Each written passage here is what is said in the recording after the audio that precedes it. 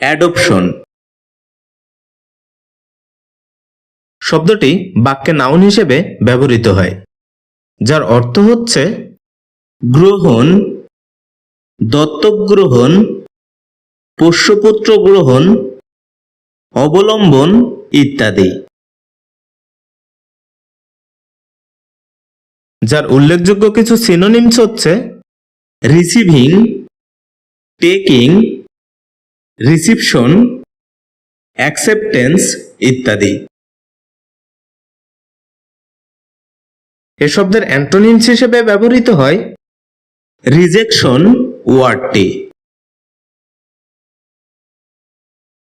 যার উদাহরণস্বরূপ আমরা বলতে পারি অ্যাডপশন ইজ এ মাইটি থিং।